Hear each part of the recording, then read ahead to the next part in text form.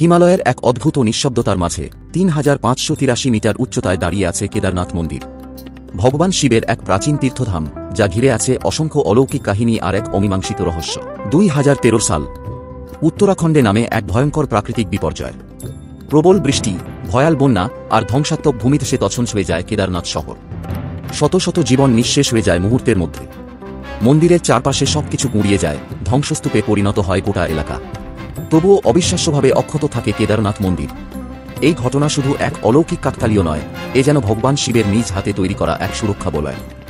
লোককথা বলে ঠিক সেই মুহূর্তে মন্দিরের পেছনে এক বিশাল পাথর পড়িয়ে এসে দাঁড়ায়, একেবারে ঢলের গতিপথ আটকে দেয়। কেউ জানে না পাথরটা কোথা থেকে এলো বা কিভাবে এলো। কেউ বলে এটা শিবেরই এক রূপ, তিনি নিজেই রক্ষা করেছিলেন নিজের ধামকে। এটা কি শুধু কাকতালীয়, নাকি ঈশ্বরের লীলা? কেউ জানে না। হিমালয়ের কোলে আলকানন্দা নদীর ধারে অবস্থিত বদ্রীনাথ মন্দির একদিকে যেমন ভক্তির প্রতীক, অন্যদিকে তেমনি এক অপার রহস্য। আদি শঙ্করাচার্য নবম শতকে এই মন্দিরটি পুনরুদ্ধার করেন, তবে বিশ্বাস করা হয় স্বয়ং বিষ্ণু এই স্থানে তপস্যা করেছিলেন। দেবী লক্ষ্মী তাঁকে রক্ষা করেছিলেন বদ্রী গাছের ছায়ায়, আর সেই থেকেই নাম বদ্রীনাথ। কিন্তু রহস্য এখানেই শেষ নয়। বছরের ৬ মাস বরফে ঢাকা থাকে এই মন্দির, তবুও যখন দরজা আবার খোলা হয়, দেখা যায় ভিতরের প্রদীপটি তখনও জ্বলছে। কিভাবে সম্ভব? কেউ জানে না। অনেকে বলেন এই স্থানে এক আধ্যাত্মিক শক্তি প্রবাহিত হয়, যেটা মানুষ বুঝতে পারে না। বদ্রীনাথ তাই শুধু একটি মন্দির নয়, এটি ইতিহাস, অলৌকিকতা আর ঈশ্বরের ছোঁয়ার এক পবিত্র মিলনস্থল। উত্তরাখণ্ডের হিমালয়ের কোল ঘেঁষে অবস্থিত গঙ্গোত্রী ধাম গঙ্গা মায়ের উৎসস্থল হিসেবে হিন্দু ধর্মে এক মহাপবিত্র স্থান। বিশ্বাস করা হয় স্বয়ং ভগীরথের তপস্যায় তুষ্ট হয়ে দেবী গঙ্গা স্বর্গ থেকে মর্তে অবতরণ করেন এই স্থানে পিতৃগণের মুক্তির জন্য। সেই থেকেই গঙ্গোত্রী শুধু একটি নদীর উৎস নয়, এটি ভক্তির, ত্যাগের এবং মুক্তির প্রতীক। প্রতি বছর হাজার হাজার তীর্থযাত্রী এখানে আসেন গঙ্গাজলের স্পর্শে পবিত্র হতে, কারণ বিশ্বাস করা হয় এক ফোঁটা গঙ্গাজল সমস্ত পাপ ধুয়ে দিতে পারে। শীতকালে বরফে ঢেকে যায় এই ধাম, কিন্তু গঙ্গা মায়ের সেই করুণাধারা কখনো থামে না। গঙ্গোত্রী তাই শুধু এক প্রাকৃতিক সৌন্দর্য নয়, এটি এক আধ্যাত্মিক অনুভব, যেখানে প্রকৃতি, পুরাণ আর বিশ্বাস একত্রে মিলিত হয়েছে। যেখানে যাত্রা শুরু হয় মুক্তির পথে। জানেন কোথায় দেবী যমুনার মন্দির? যমুনোত্রী ধাম, চারধাম যাত্রা শুরু হয় এখান থেকেই। উত্তরাখণ্ডের গাড়োয়াল হিমালয়ে অবস্থিত যমুনোত্রী হল দেবী যমুনার তীর্থস্থান। বিশ্বাস করা হয় এখান থেকেই যমুনা নদীর উৎস। এই মন্দিরটি প্রায় ৩২৯৩ মিটার উচ্চতায় অবস্থিত, যেখানে পৌঁছাতে হয় ট্রেক করে।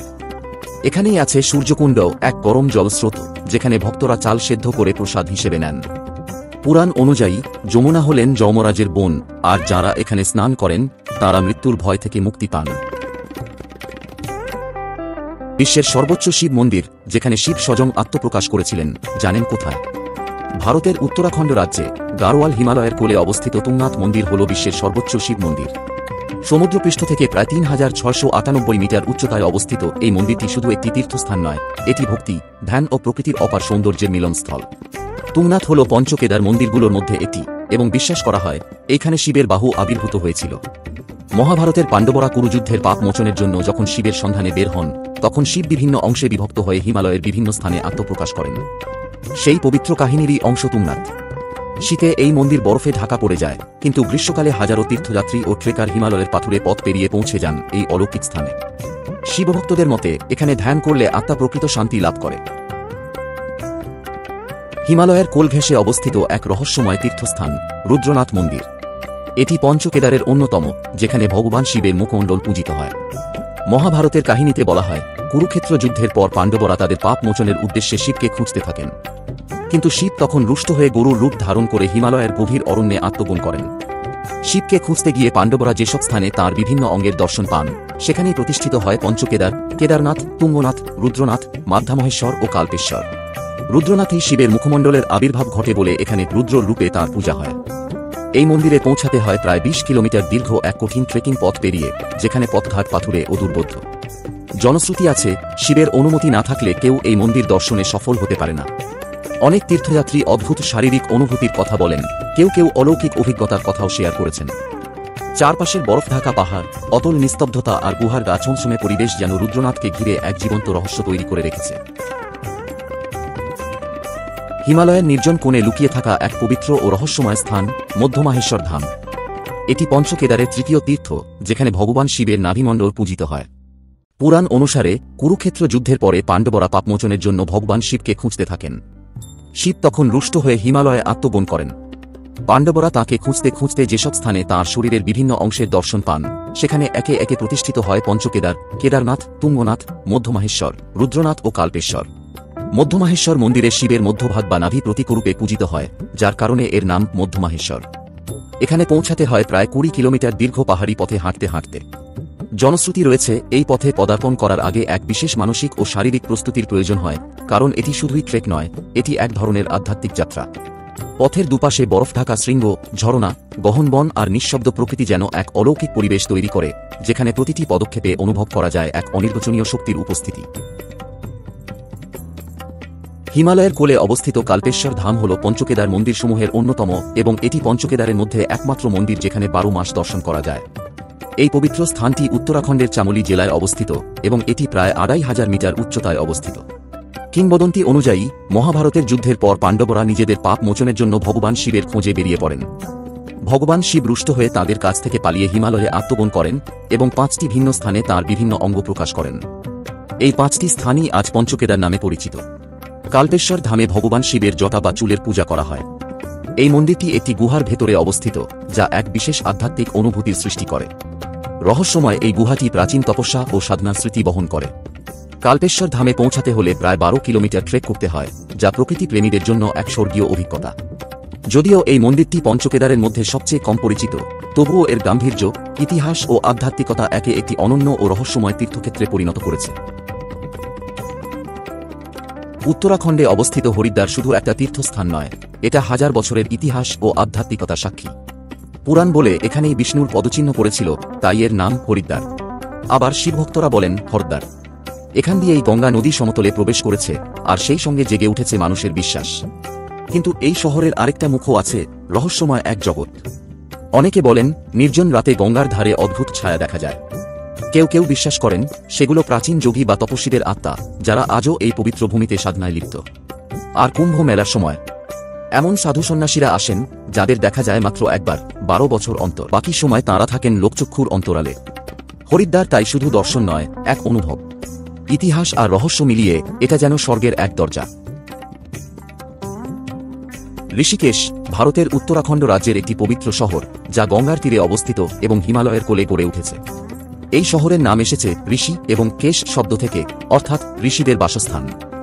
কথিত আছে, প্রাচীনকালে এখানে বহু ঋষি ও মুনি কঠোর তপস্যা করতেন। হিন্দু ধর্মমতে ঋষিকেশ হল 4 ধামের প্রথম ধাম, বদ্রীনাথের প্রবেশদ্বার। তাই একে গেটওয়ে টু দ্য 4 ধাম বলা হয়। এছাড়াও এটি হল সপ্তপুরী বা 7টি মোক্ষদায়িনী শহরের একটি। পঞ্চতীর্থ ও 10 আশ্রমের উল্লেখ পাওয়া যায় এই অঞ্চলে, যার ইতিহাস হাজার বছরের পুরনো। ঋষিকেশে 1905 সালে বিটলস ব্যান্ডের সদস্যরা মহর্ষি মহেশ যোগীর আশ্রমে ধ্যান করতে এসেছিলেন। সেই ঘটনার পর এই শহর আন্তর্জাতিক যোগচর্চার কেন্দ্র হয়ে ওঠে। হিমালয়ের কোলে গঙ্গার পবিত্র ধারা থেকে কিছুটা উপরে ঋষিকেশের কাছেই অবস্থিত একটি তীর্থ, নীলকণ্ঠ মহাদেব। বিশ্বাস করা হয়, এখানে ভগবান শিব সমুদ্র মন্থনের সময় বিষ পান করে গলার কাছে ধারণ করেন, আর সেই কারণেই তাঁর গলা নীল রঙের হয়ে যায়, সেই থেকেই নাম নীলকণ্ঠ। এই মন্দিরটি প্রায় 4300 ফুট উচ্চতায় অবস্থিত, যেখানে পৌঁছাতে হয় ঋষিকেশ থেকে প্রায় 22 কিলোমিটার পথ পেরিয়ে। পুরাণ মতে, দেবতা ও অসুরদের মাঝে যখন সমুদ্র মন্থন চলছিল, তখন উঠে আসে কালকূট নামক বিষ। সেই বিষ পুরো সৃষ্টি ধ্বংস করে দিতে পারত। তখনই মহাদেব নিজের গলায় সেই বিষ ধারণ করেন, আর এই মহাকাল রূপেই তিনি পূজিত হন নীলকণ্ঠে। মন্দিরের চারপাশে আজও একটি গভীর শক্তির অনুভূতি পাওয়া যায়, আর অনেকেই বলেন, এখানে কিছু অলৌকিক উপস্থিতি অনুভব করা যায়, বিশেষ করে রাতের সময়। হাজার হাজার ভক্ত প্রতি বছর শ্রাবণ মাসে এখানে আসেন শুধুই এক ঝলক সেই শিবকে দর্শন করতে, যিনি বিষ ধারণ করেও সৃষ্টি রক্ষা করেছেন। নীলকণ্ঠ কেবল একটি মন্দির নয়, এটি একটি শক্তির কেন্দ্র, যেখানে প্রকৃতি, পুরাণ আর আধ্যাত্মিকতা মিলেমিশে এক অপার্থিব পরিবেশ তৈরি করে। হিমালয়ের কোলে লুকিয়ে থাকা এক গম্ভীর নিঃশব্দ স্থান, যোগধ্যান বদ্রীনাথ। উত্তরাখণ্ডের পঞ্চবদ্রীর অন্যতম এই তীর্থস্থানে ভগবান নারায়ণ ধ্যানমগ্ন রূপে পূজিত হন। এখানে ভগবানকে দেখা যায় যোগাসনে বসা অবস্থায়, চোখ বন্ধ, অন্তর্জগতের মাঝে নিমগ্ন। কথিত আছে, পাণ্ডবদের দাদা রাজা পাণ্ডু এখানেই নিজের রাজসিংহাসন ত্যাগ করে কঠোর তপস্যায় লিপ্ত হন, আর শেষ জীবন পার করেন এই পবিত্র স্থানে।